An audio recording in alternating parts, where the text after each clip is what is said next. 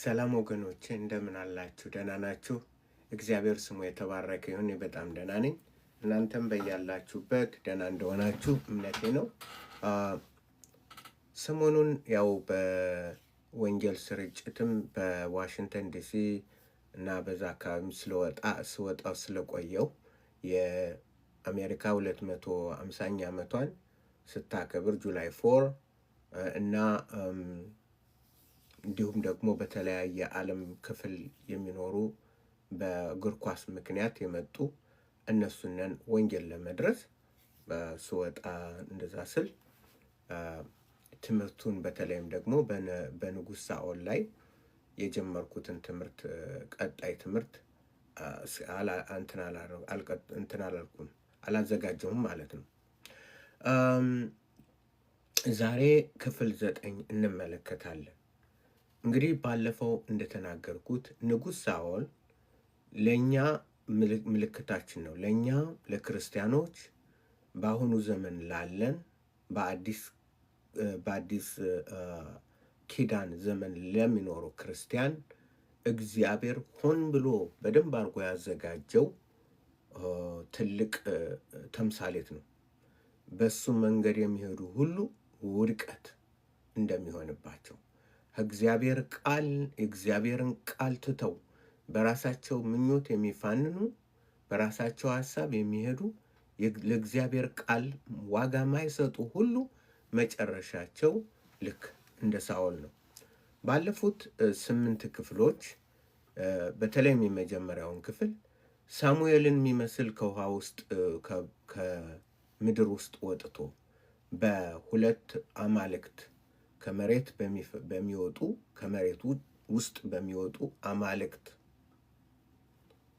በእነሱ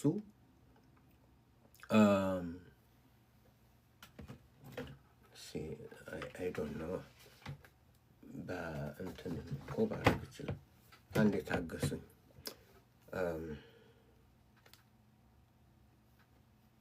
ኦኬ ምክንያቱም ማድረግ እችላለሁ። አንድ የሚሆኑ ትንሽ ሰዎች ኑሩ በዩቱብ ሆነውም ሊከታተሉ ይችላሉ እና እንትን ማለት እችላለሁ ማለት ነው። እና ለእናንተም ለነሱም በአንድ እንትን ማቅረብ ይቻላል። ለምን አንዱን ብቻ? ስለዚህ ትምህርት ነው። ትምህርቱም ቢሆን በዩቱብም ላሉ እንትን የሚል ነው የሚደርስ ነው። አንዴ ታገሱኝ። ስለዚህ በመጀመሪያው ጥናታችን ላይ ከባህር ወጥቶ በሳሙኤል ነኝ ብሎ ያነጋገረው ሳሙኤል ሳይሆን ከርኩስ መንፈስ እንደሆነ ሰይጣን እንደሆነ ያንን ሰፋ ያለ እንትን ሰጥቼበታለሁ። ነገር ግን ወደዛ ሳኦል ከእግዚአብሔር በመቀባት ከመንፈስ ቅዱስ ተቀብቶ ንጉሥ ከመሆን ህዝቡን ከማስተዳደር እንዲሁም ከዛም አልፎ ደግሞ የጣዖትን አምልኮ የሰይጣንና የደብተራ እነዚህንን የአጋንንት ጠሪዎችን ያጠፋ እንደነበረ በመጨረሻ ግን ራሱ እዛ ሄዶ በጠንቋይቱ ፊት ለሳሙኤል እንደሰገደ ነው። ስለዚህ ምንድነው እዛ ያደረሰው? እግዚአብሔር የመረጠው ሰውዬ ምን ከዛ ያደረሰው? ምንድነው የወሰደው? የሚሉትን መልስ ለመስጠት ነው። በመቀጠል ከ1 2 3 4 5 6 7 8 አሁን 9ኛው ክፍል ላይ የደረስነው። ስለዚህ በ9ኛው ክፍል በቀዳማዊ ሳሙኤል ምዕራፍ 15 ላይ እንመለከታለን። ኦዲዮ አሰማችኋለሁ። በፕሊስ በደንብ አድምጡት። ከዛ በኋላ እኔ ደግሞ አንዳንድ ነጥቦችን በእነዛ ነጥቦች ላይ ማብራሪያ ለመስጠት እሞክራለሁ። ዋና ችግሮችን ለማብራራት እሞክራለሁ። ፕሊስ አሁን አድምጡ ነው የምለው።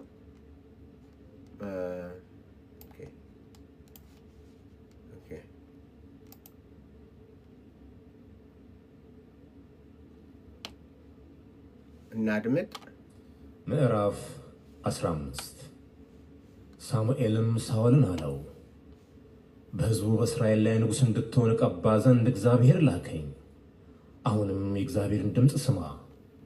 የሰራዊት ጌታ እግዚአብሔር እንዲህ ይላል፣ እስራኤል ከግብፅ በወጣ ጊዜ አማሌቅ በመንገድ እየተቃወመ ያደረገበትን እበቀላለሁ። አሁንም ሄደህ አማሌቅን ምታ፣ ያላቸውንም ሁሉ ፈጽመህ አጥፋ፣ አትማራቸውም።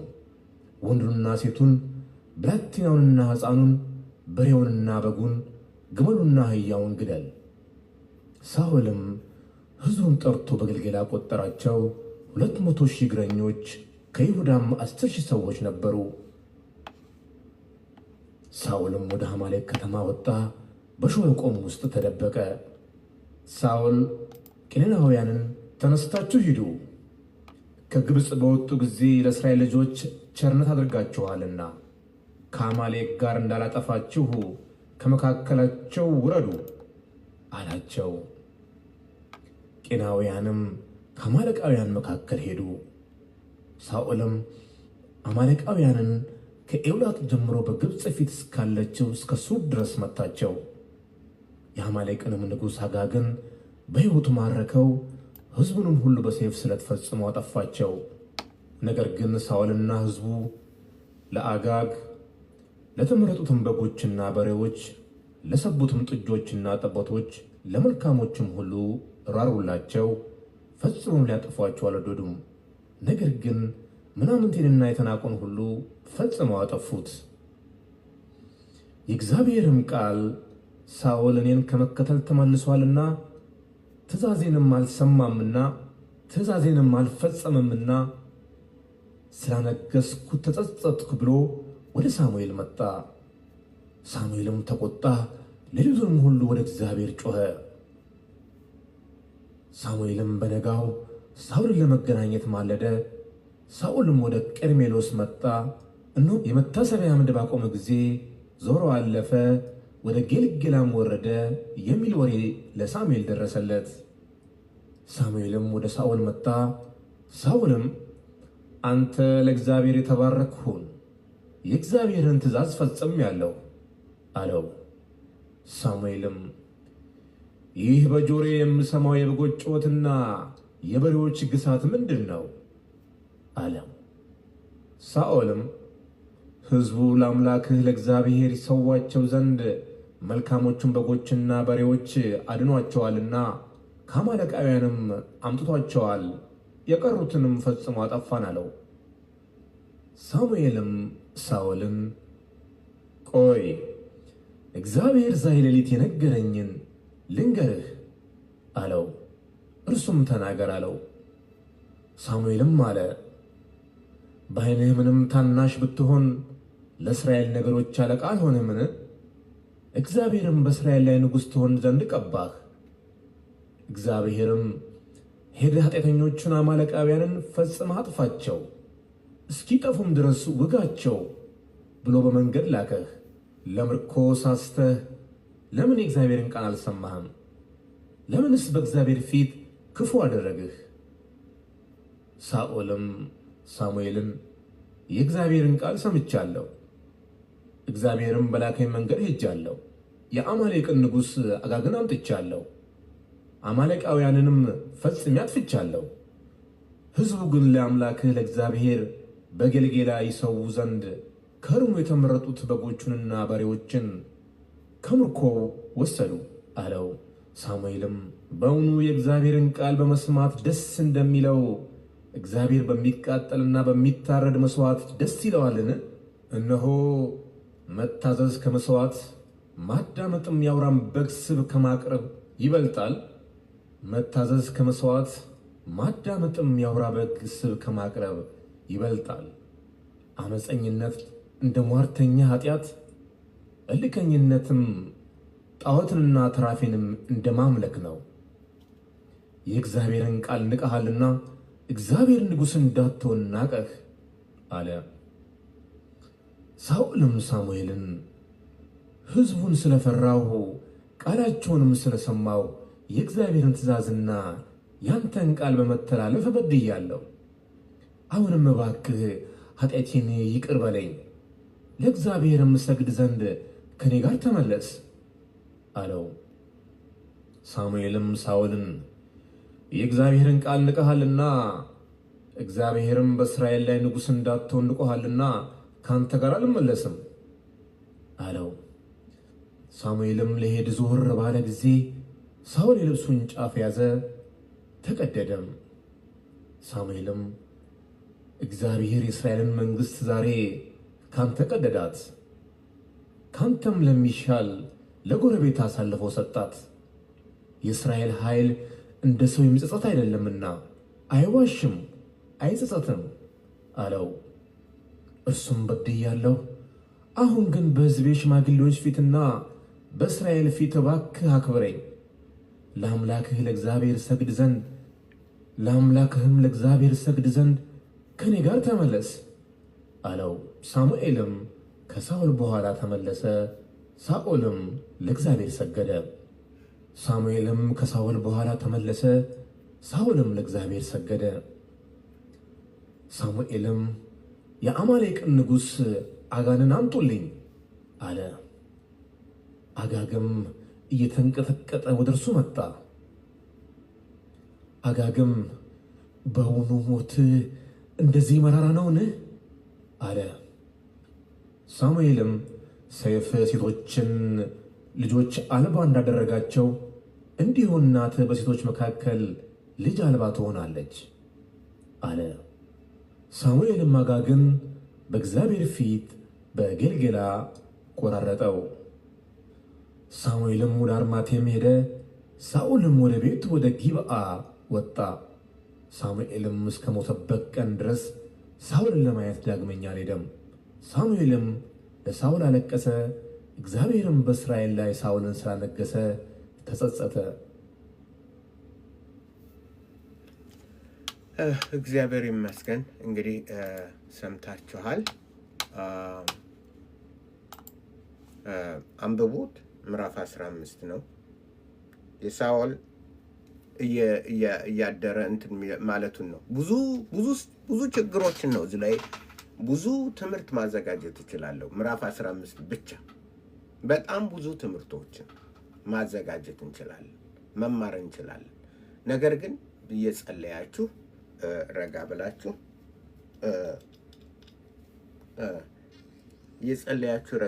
እንድታነቡት እንድትማሩ አደራ ነው ምላችሁ። ምክንያቱም ይሄ ቀልድ አይደለም፣ የያዝነው ዋና ቁም ነገር ነው። እንግዲህ እግዚአብሔር ገና ከመጀመሪያው ሳሙኤል መጽሐፉን ጽፎ እንደሰጠው እንደ ንጉሥ መመሪያ ይሆን ዘንድ ባለፈው ትምህርታችን አይተናል። ንጉሱ የሚመራበት ከዛ መተላለፍ የማይገባው መሰረታዊ የእግዚአብሔር ቃል በዘመኑ ተጽፎ እንደተሰጠው ባለፈው ትምህርቶቻችን አይተናል። አሁን እግዚአብሔር አማሌቅን አጥፋልኝ አለው። ሕፃኑንም ምኑንም ያለውንም ደምስስልኝ አለው። ለምንድን ነው ይህንን በዚህ ላይ አንዳንድ ትንሽ ልበልና ወደፊት ሰፋ አድርገን ስለ አማሌቅ የምንናገረው ስለ አማሌቅና ስለ ከናናውያን ሰዎች ሰፋ አድርገን የምንማረው ጉዳይ አለ። ምክንያቱም ይሄ በደንብ ሊጠና ያለበት ነው። አማሌቃውያን የኤሳው ልጆች ናቸው። የኤሳው ኤሌፋዝ ጋዴዝ እግዚአብሔር ምንድን ነው የሚል እግዚአብሔር ኤሌፋዝ የሱ በቃ እግዚአብሔር ውድ መሆኑን እግዚአብሔር ውድ ነው የሚል ነው የኤሌፋዝ ስም። ከኤሌፋዝ አማሌቅ መጣ። አማሌቅ የአብርሃም ዘር ነው። አማሌቅ ለእግዚአብሔር ለእስራኤል እንግዳ አይደለም። የእስራኤል ወንድም ነው፣ ወንድም ናቸው። እስራኤላውያን ባሪያ ሆነው ሲሄዱ ያውቃሉ። በግብፅ ተማርከው ሲኖሩ ያውቃሉ። ተመልሰው ደግሞ ሲመጡ ያውቃሉ። ነገር ግን የመጀመሪያው አታክ ያደረጉት ከእንትን ወጥቶ የወጣውን ሳይነኳቸው ምንም ሳይሏቸው መንገድ ላይ በውሃ ጥማት በተለያየ ሁኔታ እያሉ ከግብፅ ባርነት ሌላ ወጥተው ሲሄዱ የመጀመሪያው ጠላታቸው አማሌቃውያን ናቸው። የአባታቸውን ወንድሞቻቸውን መሆኑ እየሆኑ እንኳን እንትን አላሏቸው። ደግሞም ያጠቁት ሕፃናትን እና አቅመ ደካማዎችን እና ብዙ ነገር አለው። ምክንያቱም አንደኛ አርክታይፕ ወይም ታይፖሎጂ ይባላል። ያን ወደፊት እናብራራዋለን። ሊመጣ ያለው ምሳሌ ናቸው። ለምሳሌ ሰዶም ሊመጣ ላለው ምሳሌ ናት። ጌታ ኢየሱስ ክርስቶስ በሰዶም ጊዜ እንደነበረው እንዲሁም በሰው ልጅ መምጣት ጊዜ ይሆናል አለ። ያ አርክታይፕ ነው፣ ትንሽ ምሳሌ ነው። እግዚአብሔር ያችን ሰዶምና አካባቢዋን ነው ያጠፋት። ነገር ግን በመጨረሻው ዘመን ግን ዓለምን ሁሉ ልክ ሰዶምን ባጠፋበት ከዛም በበለጠ ሆነ ሕፃኑንም ሁሉንም በእሳት ሊያቃጥለው ሊያጠፋው እንዳለ ይህ ዓለም ለጥፋት የተዘጋጀ እንደሆነ ጴጥሮስ መልእክት ላይ ሄዳችሁ ማንበብ ትችላላችሁ። ሊጠፋ ያለ ዓለም ነው፣ ሊደመሰስ ያለ ዓለም ነው። በኖህ ዘመን እንደነበረ እንዲሁም በሰው ልጅ መምጣት ጊዜ ይሄ አርክታይፕ ነው። ኖህ ኤግዛምፕል ነው። ያ ዘመን የነፍሌሞች ዘመን ምሳሌ ነው። ሊመጣ ላለው ፒክቸር ነው። አሁን ምድርን የሞሏት መጽሐፍ ቅዱስን እየገነጣጠሉ ስኮላር ናቸው እየተባሉ እንዲህ የሚያደርጉት ነፍሌሞች ናቸው። በዛ ዘመን እንደነበሩት በእነሱም ላይ እግዚአብሔር ይፈርድ ዘንድ አለው። ትልቅ ፍርድ አለ በፊታችን የሚጠብቀን፣ የሚያስፈራ፣ የሚያንቀጠቅጥ፣ የሚያርበተበት የእግዚአብሔር ቁጣ አለ። ስለዚህ አርክታይፕ ምንድን ነው? ከአጠቃላይ ለምሳሌ በአማሌቅ ምን አረገ? ምንድን ነው ያደረገው? ከዛ በኋላ ተምሯል? ጊዜ ተሰጥቶታል? ለምሳሌ በመጽሐፈ ነገሥት ላይ በመጽሐፈ መሳፍንት ላይ ትልቅ ጥቃት ያመጡ የነበሩ አማሌቃውያን ናቸው። አልተማሩም እንዴ? ነው። እስከ በመጽሐፍ አስቴር ላይ ሃማን፣ አገጋይት ናቸው። ስለዚህ ይህን ሰፋ አድርገን እናየዋለን፣ እናጠናዋለን። በተለይ እግዚአብሔርን እያወቁ በእግዚአብሔር ላይ የሚነሱ ሁሉ ይደቃሉ። ልክ አማሌቅ እድቅ ፈንታው እንደሆነው እነዚህ ደግሞ እግዚአብሔርን አውቀናል ብለው በእግዚአብሔር ላይ የሚነሱ ሁሉ የእድል ፈንታቸው ነው እና ያ ምሳሌያዊ ነው። ሊመጣ ላለው ሻዶ ነው፣ ጥላ ነው። ሊመጣ ያለው ይመጣል። የእግዚአብሔር እሳት የሚነድበት ቀን ቅርብ ነው።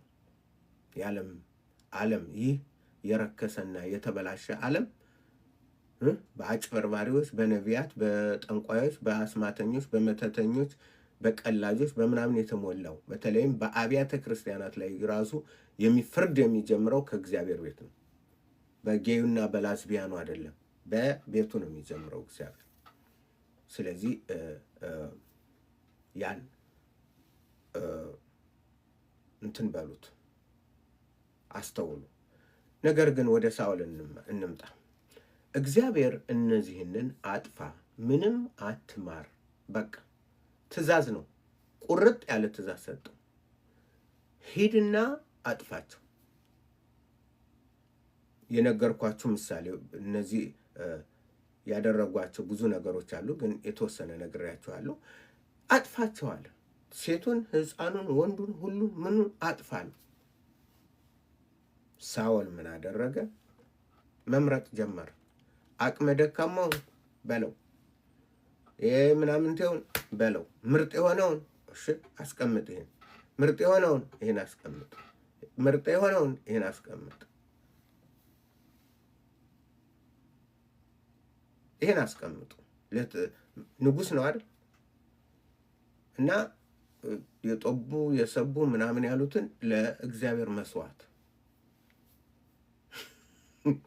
እግዚአብሔር መስዋዕት ያስፈልጋሉ። በጌልጌላ የሚሰዋ ነው። እግዚአብሔር መስዋዕት ታረጋላችሁ?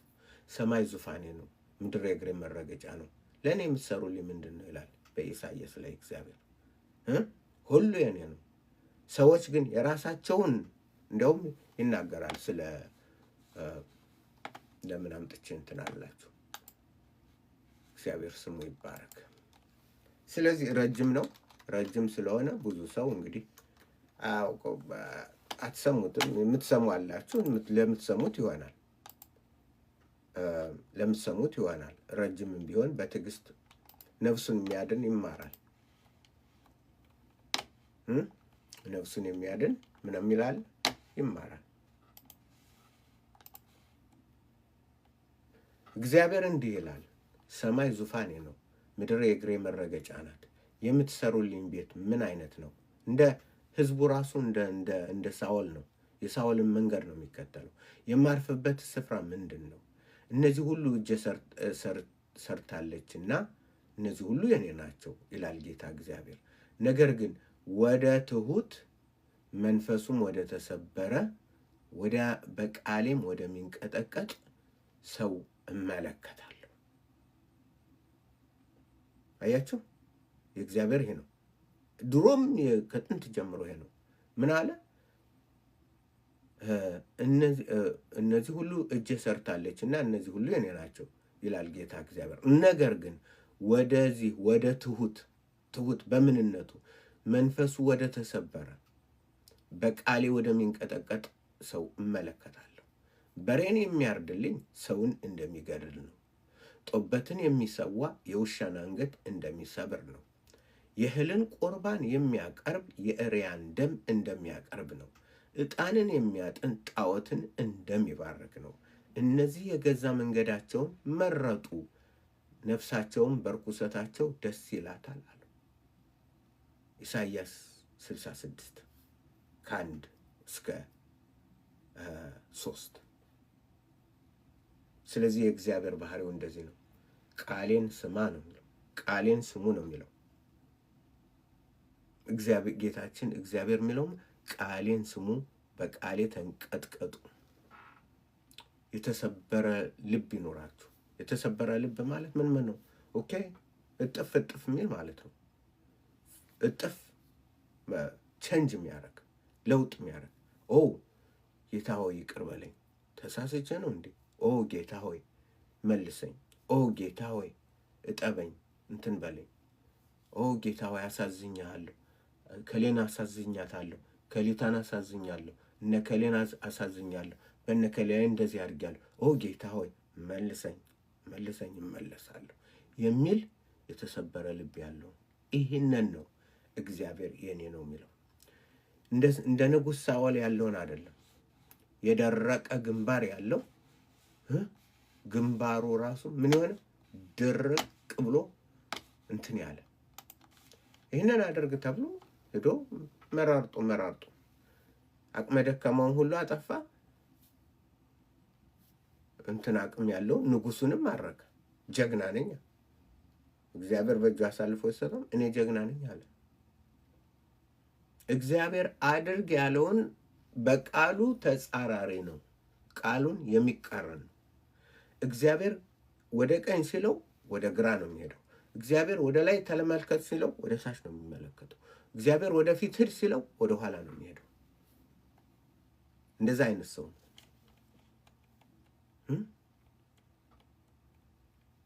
ስለዚህ ሳሙኤል መጣና ነገረው። ኖ ሳሙኤል፣ እኔ እኮ የእግዚአብሔርን ሕግ እንትን ስተሃል ነው። አልሳትኩም። ሕጉን ጠብቄያለሁ። ሕጉን አያውቀውም እኮ ሕጉን ራሱ መጽሐፉን አላስነበበውም። አያነበውም መጽሐፉን።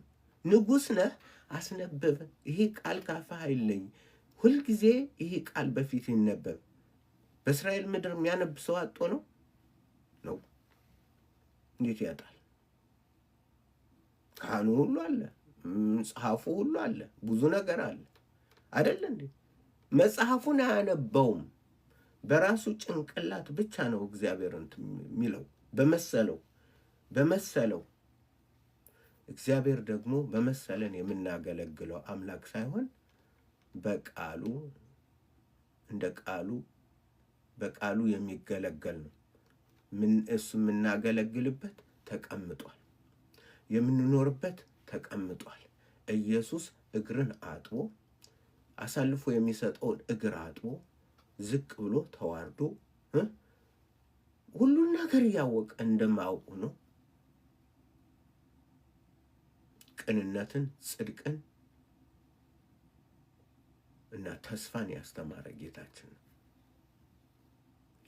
ነው። ስለዚህ ቃል አለው። ይህን ቃሌን ሰምቶ የሚያደርግ ነው ያለ ጌታ። ይሄ ግን ነው ሕጉን እኮ እኔ ሕጉን እንትን ብያለሁ አለ። ሳኦልም ሳሙኤልን የእግዚአብሔርን ቃል ሰምቻለሁ፣ እግዚአብሔርም በላከኝ መንገድ ሄጃለሁ፣ አማሌቅንም ንጉሥ አጋግን አምጥቻለሁ። አምጣ ነው እንዲህ አለው። ዝም ብሎ እንዴት ማይሰማ ነው እኮ። አምጣ አልተባለም፣ አጥፋ ነው የተባለው። አምጥቻለሁ፣ አማሌቃውንም ፈጽሜ አጥፍቻለሁ። አጥፍቷል እንዴ? ነው ያላረገውን አድርጌያለሁ ነው የሚለው። ይሄ ነው የጴንጤም ችግር። ይሄ ነው ዛሬ የብዙ ጴንጤ ችግር። ያረገ ይመስለዋል፣ እንደ እግዚአብሔር ቃል የሆነ ይመስለዋል። ብዥ ይልበታል። አድርጌያለሁ ነው። ማድረግህን በምንድን ነው የምታውቀው? ወደ ቃሉ ስትሄድ። ቃሉ በእጅ ከሌለ ግን ሁሉም ያረከው ሁሉ የእግዚአብሔር ነው የሚመስልህ። ያረግሽው ሁሉ የጌታ ነው የሚመስል። ለጌታ ያረግሽው ነው የሚመስልሽ። ሁሉ ነገር ለጌታ የሆነ ነው የሚመስለው። ሁሉ ነገር ለክርስቶስ የሆነ ነው የሚመስለው። ምክንያቱም መልክ የለውም፣ ቃሉ የለም፣ በቃ ቃሉ የለም። ስለዚህ ቃሉን ስለማያነበው ምን አለ ሳሙኤልም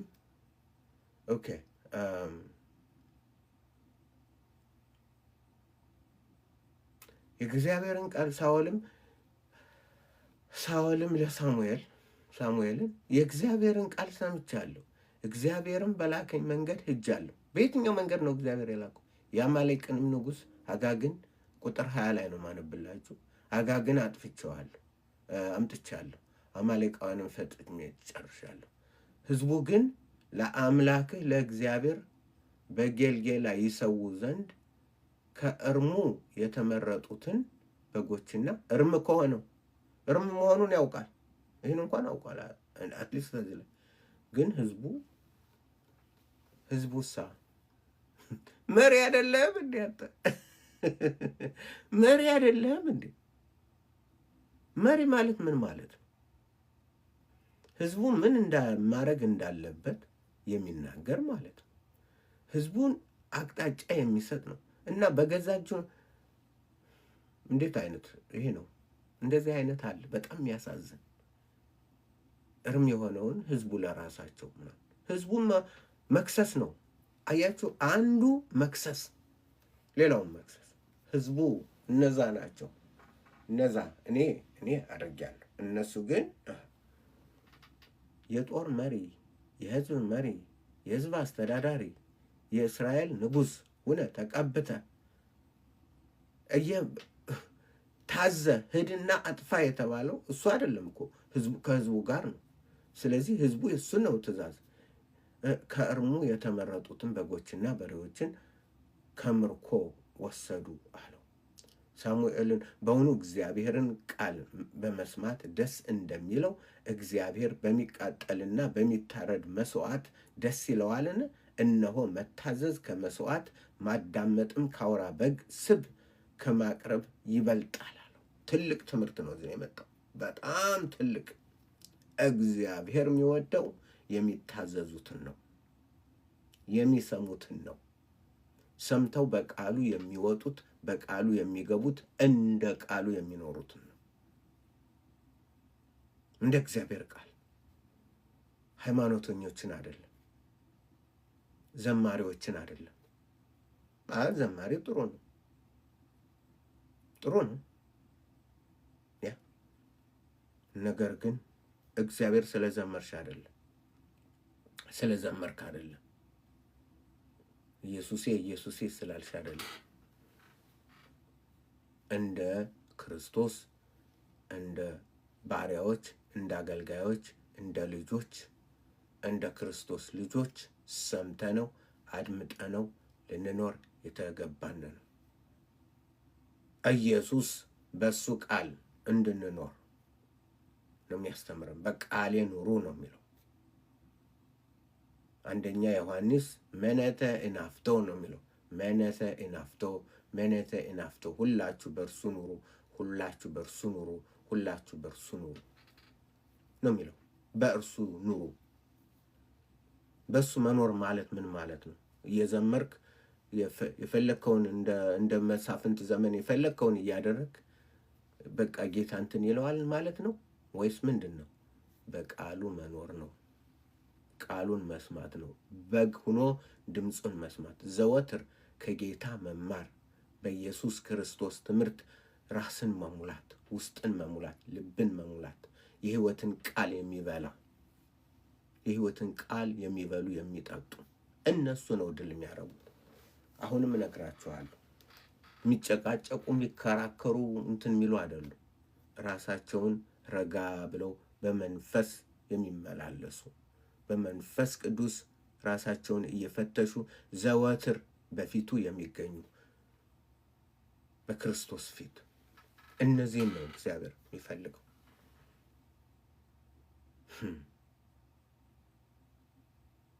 ሳሙኤልም በውኑ የእግዚአብሔርን ቃል በመስማት ደስ እንደሚለው የእግዚአብሔርን ቃል በመስማት ደስ እንደሚለው። እግዚአብሔርን ደስ የሚለው ምንድን ነው? በቃሉ ስትሰማ የተከፈተ ጆሮ ኑሮህ አቤቱ ጌታ ሆይ ተናገረኝ ልስማ። በመዝሙረ ዳዊት ተናገረኝ፣ በኢሳይያስ ተናገረኝ፣ በዚህ ተናገረኝ፣ በቃልህ ልስማ። በጳውሎስ አልፈህ የጻፍከው ተናገረኝ፣ በዕብራውያን ተናገረኝ። በሁሉ ጌታ ሆይ አሁን መጽሐፍን እገልጣለሁ ተናገረኝ፣ በጆሮዬ ሁሉ በመንፈስ ቅዱስ ተናገረኝ የሚሉ እነዚህ። ስለዚህ ምን አለ እግዚአብሔር? ሳሙኤልን በውኑ እግዚአብሔርን ቃል በመስማት ደስ እንደሚለው እግዚአብሔር በሚቃጠልና በሚታረድ መስዋዕት ደስ ይለዋልን? አይለውም። ይሄ ማንም የሚመልሰው ፍጹም አይለውም። በሚታረድ እነሆ መታዘዝ ከመስዋዕት ማዳመጥም የአውራ በግ ስብ ከማቅረብ ይበልጣል። መስዋዕት አይደለም። አመፀኝነት እንደ ሟርተኝነት። አመፀኛ ሰው ምንድን ነው? ሟርተኛ ነው። በእግዚአብሔር ቃል ትርጉሙ ምንድን ነው? ክርስቶስን ማይሰማ ሰው ሟርተኛ ነው። ምን አላማረጥኩ ኖ አልሰማህማ። ዲፊኒሽኑን የመጽሐፍ ቅዱስ እንደምነግርሽ መጽሐፍ ቅዱስ የሚሰጠው ዲፊኒሽን ነው። መጽሐፍ ቅዱስ የሚናገረውን ነው። የእግዚአብሔር ቃል የሚለውን ነው እንጂ እኛ ይሄን መጽሐፍ ቅዱስ ወንድሙን የሚጠላ ነፍሰ ገዳይ ነው። እኔ ወንድሜን አልገደልኩም እንዴ ኖ መግደል አይደለም የሚጠላ። ስለዚህ የእኛ ስታንዳርዳችን የዓለም ዲክሽነሪ እዛ ያለው የዓለም ዲክሽነሪ ሳይሆን የእግዚአብሔር ቃል ነው።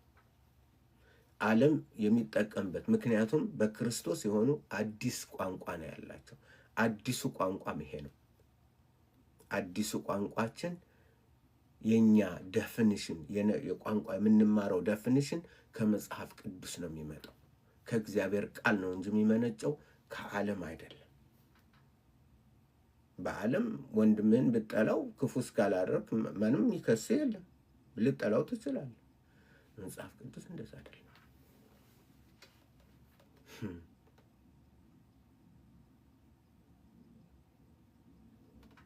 አመፀኝነት እንደ ሟርተኝነት፣ ሟርት ኃጢአት፣ እልከኝነት ጣዖትንና ተራፊምን እንደ ማምለክ ነው። እልከኛ የሆነ ሰው ሁሉ ምንድን ነው የሚያመልከው? ጣዖትን ነው የሚያመልከው። እግዚአብሔር ሐሳብ ወጥቶ በእልከኝነት የሚኖር በቃሉ ላይ የሚያምፅ ሁሉ ጣዖት አምላኪ ነው። የእግዚአብሔር ቃል ንቀሃልና እግዚአብሔር ንጉሥ እንዳትሆን ናቀሃለው። ሳሙኤልን ህዝቡን ስለፈራው ቃላቸውን ሰማሁ፣ የእግዚአብሔርን ትእዛዝና ያንተን ቃል በመተላለፍ በድያለሁ። ምንድን ነው የሚለው? ተው እባክህ።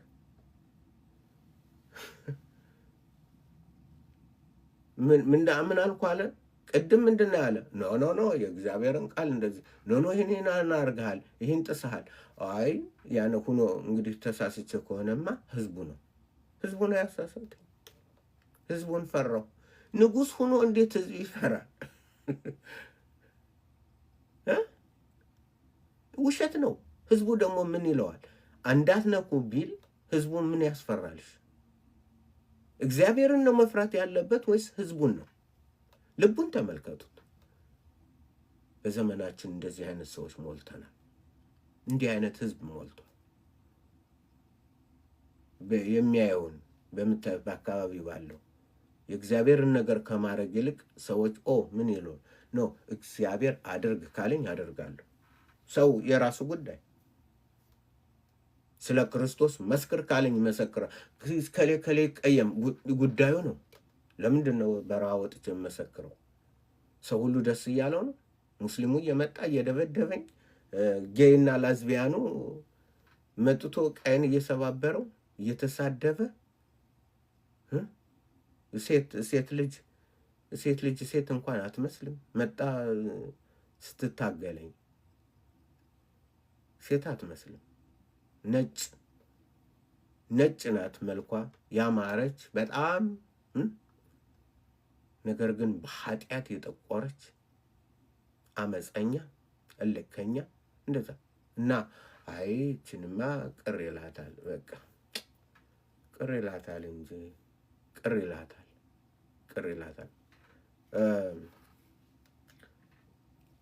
ምን ሆነ መሰላችሁ? እዚሁ ላይ መቼም ይህ ትምህርት ረጅም ትምህርት ነው። በ2023 ከ2 ዓመት በፊት ማለት ነው የሰሜን አሜሪካ ጌይ እና ላዝቢያን እዚህ ሲልቨር ስፕሪንግ ላይ ተደረገ እና ሁሉ መጥቶ አለ። ያንንን የሚመሩት ያዘጋጁት አብያተ ክርስቲያናቶች ናቸው።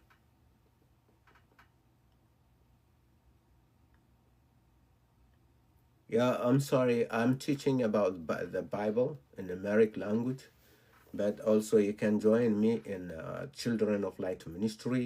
I have also English Bible I teach, and also I have another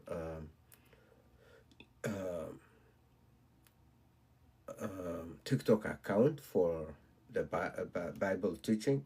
You can join me there, and yes, I have live in English too, but this is for American speaking. Sorry about that.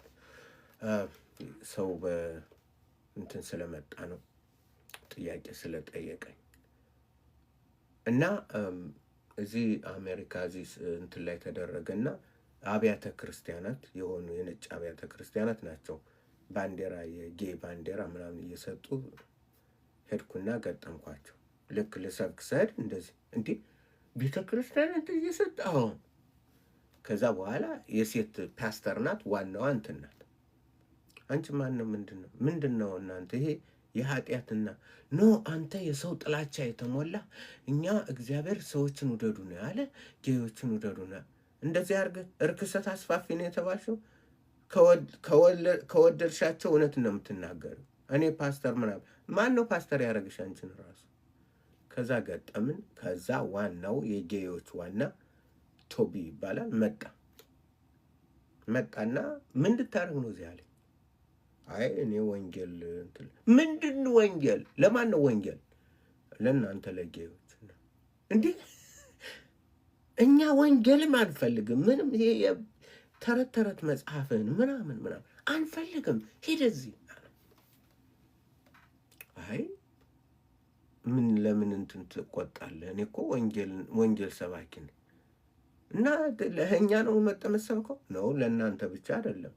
ለምሳሌ ዋይት ሃውስ፣ ሊንከን ሜሞሪያል፣ ዋሽንግተን ሜሞሪያል፣ ተለያዩ ቦታ እጅ ሰብካለሁ። ዛሬ ደግሞ እናንተ እንትን ስላላችሁ መጣሁ። ይሄ ማለት ያ ሁሉ ጌ ነው ማለት ነው? ላዝቢያን ነው ማለት ነው? አይደለም። ግን እናንተ ይሄ ያስፈልጋችኋል። ከዛ ነው አያስፈልገንም ምናምን አለና ተናገረ። መጨረሻ በቃ መጽሐፍ ቅዱስ እንደዚህ እናንተ በሕፃናት ላይ በምታመጡት ጥፋት እግዚአብሔር የበለጠ ፍርድ የሚያደርገው በእናንተ እንዴት ያ ቅድስና እግዚአብሔር ሕፃናትን ይፈልጋቸዋል። እናንተ ግን ራሳችሁ እንትን እያረጋችሁ ይህንን የረከሰ እንትን እያረጋችሁ ይሄ ነው እግዚአብሔር ይፈርዳል። ማን የት ነው የምን እግዚአብሔር ነው? መጽሐፍ ቅዱስ እንደዛ ይላል። መጽሐፍ የተረት ተረት ነው። መስመር አትልቀቅ። ተረት ተረት አይደለም። አንዱን እንኳን ብጠይቅ አትመልስም። ይሄ ምናምን አልኩና የሆነ እንደ ምድጃ እሳት የሚነድ ቀን ይመጣል እንትን ምናምን አነበብኩለት። ሚልኪያስ መጨረሻው እነሆ ገለባ ይሆናሉ፣ እንትኖቹ ገለባ ይሆናሉ፣ የሚመጣውም ቀን ያቃጥላቸዋል በማለት በመጨረሻው እንትን ላይ አነበብኩለት እና እዛ በኋላ ደነገጠ። ይህንን ያነበብኩለት እንግሊዘኛ ማለት ነው። እነሆ እንደ ምድጃ እሳት የሚነድ ቀን ይመጣል፣ ትዕቢተኞችና ኃጢአትን የሚሰሩ ሁሉ ገለባ ይሆናሉ፣ የሚመጣውም ቀን ያቃጥላቸዋል፣ ስርና ቅርንጫፍም አይተውላቸውም ይላል የሠራዊት ጌታ እግዚአብሔር። ነገር ግን ስሜን ለምትፈሩ ለእናንተ የጽድቅ ፀሐይ ትወጣላችኋለች፣ ፈውስም በክንፎቿ ይሆናል። እናንተም ትወጣላችሁ፣ እንደ ሰባ አንበሳም ትፈነጫላችሁ። በምሰራበትም ቀን በደለኞች ከእግራችሁ በታች ከጫማችሁ በታች ይሆናሉ። ይሄ ነው ሊሆን ያለው። ሁለት ህዝቦች አሉ፣ እግዚአብሔር የሚሰሙ አመፀኞች፣ እንደናንተ አይነት ደግሞ የእግዚአብሔር ፍርድ አለ። ስለዚህ እኔ እናንተንም ሰዎች ስለሆናችሁ ስለምንወዳችሁ ነው። በአሁኑ ሰዓት ሌላ ቦታ ሄጄ መዝናናት ብዙና ማድረግ እችላለሁ ምናምን። ከዛ ጥያቄው ልክ ይህን ሲነበብለት እንትን አለው። ይሄ ፈሪቴል አይደለም፣ መጽሐፍ ቅዱስ ተረት አይደለም። ማን ያለ? ሰይጣን ሌባ ነው እንደዛ አለ። እፈለክ የት ላይ ነው እሺ? መጽሐፍ እዚህ መጽሐፍ ላይ ፌሪቴል አለ የምትለውን ወይም ደግሞ ተረት ይሆናል የምትለውን አምጣ። መጽሐፉ ይኸው መጽሐፌ አውጣና አሳየኛል። ዝም አለ። ቆየና መጨረሻ ላይ እስቲ ስልክ ቁጥርን ያዝና ስለዚህ መጽሐፍ ቅዱስ እስቲ ንገረኝ፣ በጣም መስማት ፈልጋለኋል። እና ከዛ በኋላ ያው እንትን ጥቅስ ምናምን መጽሐፍ ቅዱስ ክፍል እንትን አደረኩ። ስልክ ቁጥሩን ተቀብዬ መሪው ነው እኮ የሰሜን አሜሪካ የጌይና የላዝቢያን ዋና መሪ ነበር። እንደዚህ ተጋፍጠን መጨረሻ ለሰለሰና እንትን አለ እና ብዙውን ጊዜ ጸልይልኝ እያለ መልእክት ይልክልኝ ነበር። ያው ሰዎችን የሚያጠፉ አሉ። እግዚአብሔር ደግሞ በድፍረትና በእውነት ስትቆሙ ደግሞ እግዚአብሔር ከእናንተ ጋር አለ። ማንንም በሆነ አሳልፎ ይሰጣችኋል። ማንንም። ዋናው በቃሉ መቆም ነው። ዋናው እኔ የምሰማው ምለው እግዚአብሔርን ነው። አካባቢውን አይደለም፣ መንግስቱን አይደለም፣ ዓለምን አይደለም። እግዚአብሔርን ከሠራዊት ጌታ ከእግዚአብሔር ድልን ይሰጣል። እንደዚህ በቃ እኔ ምስክር ነኝ። ብዙ ነገር ብዙ እንትን የሚሉ ዘለው ይቀዘቅዛሉ። ስለዚህ ወጠን እንሰብካለን፣ እንትን እንላለን፣ እንናገራለን። ለምን ጥሩ ነው እንዴ? ሰው ሌላ ሰው ሙቪ ሲያይ ምናምን ወጠሽ እንትን አትይም አሜሪካ እንዴ? ወጣ እዚህ ሰዎች የክርስቶስን ስራ እንደዚህ ነው። ዓለምን ማገልገል ከፈለግሽ ዓለምን ማገልገል ወይም ክርስቶስን ማገልገል ከፈለግሽ ከሁለቱም መሆን አይቻልም። ጌታን የሚያገለግሉ ጌታን በታማኝነት የሚያገለግሉት እነሱም ይጠቀምባቸዋል፣ ይሰራል። እንደዚህ አመፀኛ እንደ ንጉሥ ሳኦል አይደለም። ሰዎችን ፈራው። ለምን ይፈራል? ንጉሥ አይደለም እንዴ?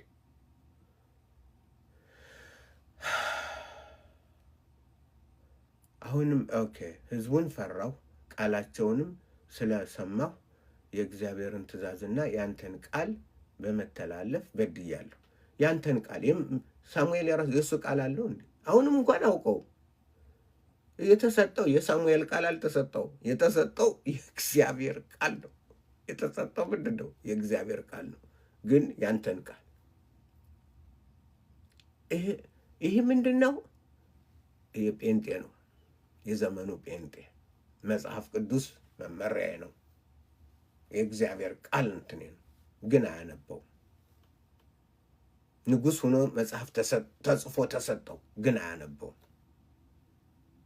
ተሰጠው። ወደ ኋላ ሄዱና ተመልከቱት። አያነበው፣ አያደምጠው፣ አያስነብበው። ሌላ ተረት ተረት።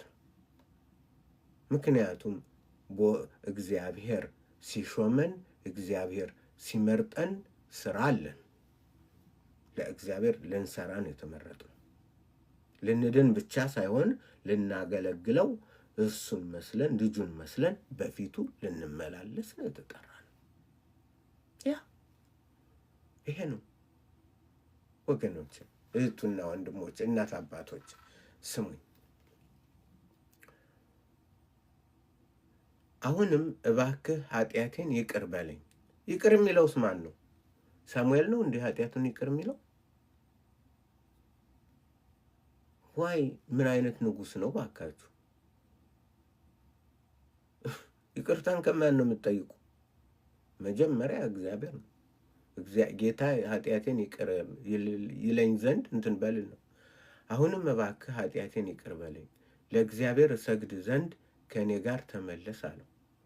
መጀመሪያ እግዚአብሔር ጋር ነው፣ ከሰዎች ጋር አይደለም። መጀመሪያ የበደለ ሰው ከእግዚአብሔር ጋር ወደ እግዚአብሔር እንትን በለኝ፣ አንተን በድያለሁ፣ ይቅርታ ጠይቃለሁ፣ ግን ከእግዚአብሔር ጋር አገናኝ። ወደ አምላክህ ነው የመረጠው እኮ ሳሙኤል አይደለም፣ እግዚአብሔር ነው። እግዚአብሔር አምላኬ ነው። ሳሙኤልም ሳኦልን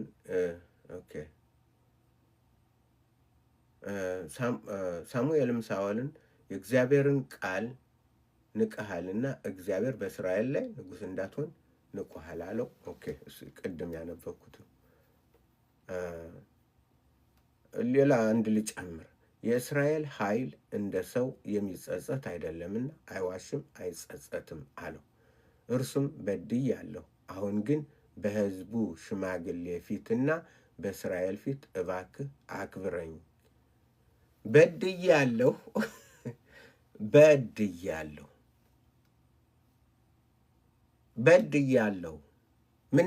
ምን ሆኛለሁ? በድያለሁ፣ በጣም በድያለሁ። የበደለ ሰው ምንድን ነው የሚያስፈልገው? አክብረኝ። በድያለሁና አክብረኝ። ኃጢአት ሰርቻለሁና አክብረኝ። አመፅ አድርጌያለሁና አክብረኝ። መተላለፍ አብዝቻለሁና አክብረኝ። እግዚአብሔር አድርግ ያለኝ አላደረግኩምና አክብረኝ። እንደዚህ ይባላል እንዴ? ዋው! አሁንም እባክህ ኃጢአት ምንድን ነው? ዋው! እርሱም በድያለሁ፣ አሁን ግን በሕዝቡ በሽማግሌዎች ፊትና በእስራኤል ሕዝብ ፊት እባክህ አክብረኝ።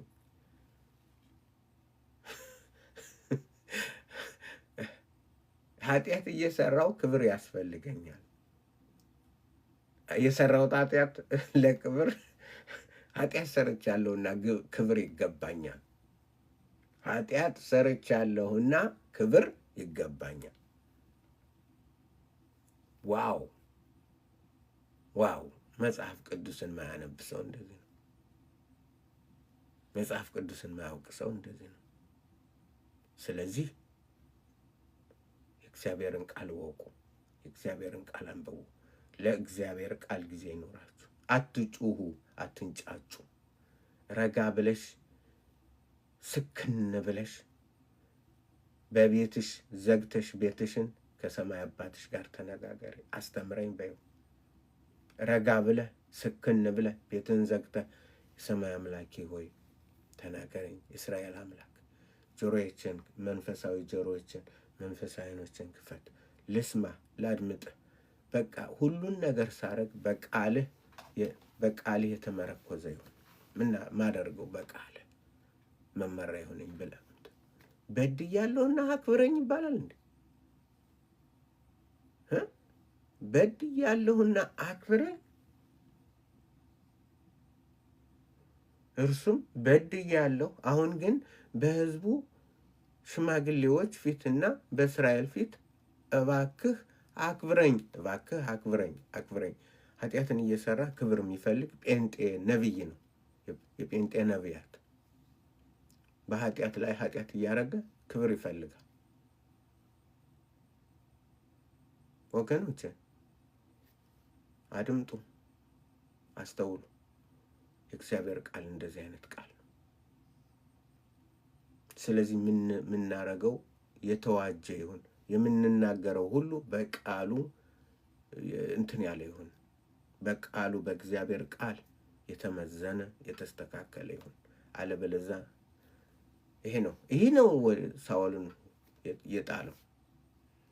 እሺ እርሱን በድያለሁ፣ አሁን ግን በሕዝቤ ሽማግሌዎች ፊትና በእስራኤል ፊት እባክህ አክብረኝ፣ ለአምላክህ ለእግዚአብሔር እሰግድ ዘንድ ከእኔ ጋር ተመለስ አለው። ሳሙኤልም ከሳኦል በኋላ ተመለሰ ይላል። እዚህ ላይ ረጅም ብዙ ነገር አለና ልትማሩት የምትችሉበት ብዙ ነገር አለ። ነገር ግን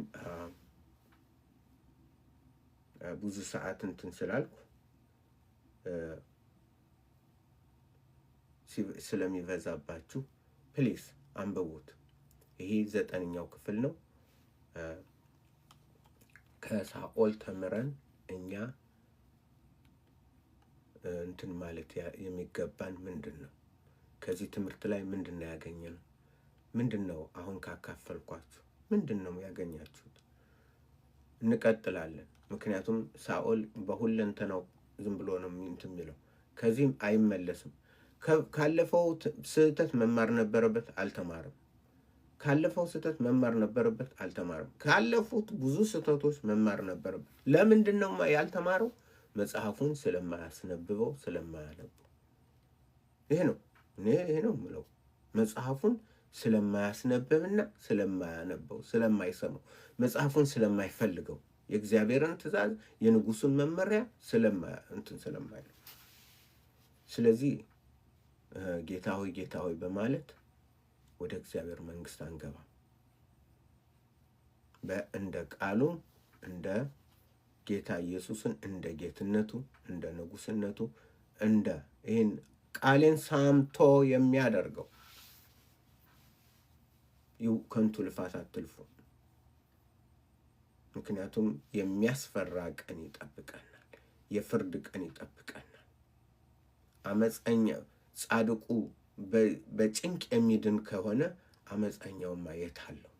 ጻድቅ የሆነው እንኳን ቅዱስ ጴጥሮስ ነው ያለው፣ ጻድቅ የሆነው እንኳን በጭንቅ የሚድን ከሆነ አመፀኛውማ የት አለው? አመፀኛ ማለት ማይሰማው ማለት ነው። በቃሉም አይኖረው። ያን የተጻፈው ለክርስቲያኖች ነው፣ ለዓለም አይደለም። ስለዚህ እግዚአብሔር መልካም ነው። ታንኪዩ፣ በጣም አመሰግናለሁ። ሸር አድርጉ፣ ሳብስክራይብ አድርጉ። በነገር ሁሉ እግዚአብሔር ማስተዋል ጥበብ ይስጠን። ወደ እውነቱ ወደ ቃሉ ይምራን። በቃሉ የተተከልን ሰዎች እንሁን። በቃሉ ሁልጊዜ የምንጽናና፣ በቃሉ የምናድግ፣ የምንለወጥ፣ ከኃይል ወደ ኃይል ከጸጋ ወደ ጸጋ የምንራመድ ያድርገን። እግዚአብሔር ያበርታን። ደህና ሁኑልኝ። ጌታ ኢየሱስ ከእናንተ ጋር ይሁን። በክፍል 9 በክፍል 10 ማለት ነው። ክፍል 10 የሚቀጥለውን ደግሞ አቀርባለሁ። ጥያቄ ካላችሁ ጥያቄ ማቅረብ ትችላላችሁ። እዚህን አድምጣችሁ ጥያቄ አቅርቡ። እኔ አለሁ። ጌታ በረዳኝ ሁሉ አግዛችኋለሁ። ለእኔም ጸልዩልኝ። ደህና ሁኑ። ማሰላማ። ጌታ ከእናንተ ጋር ይሁን።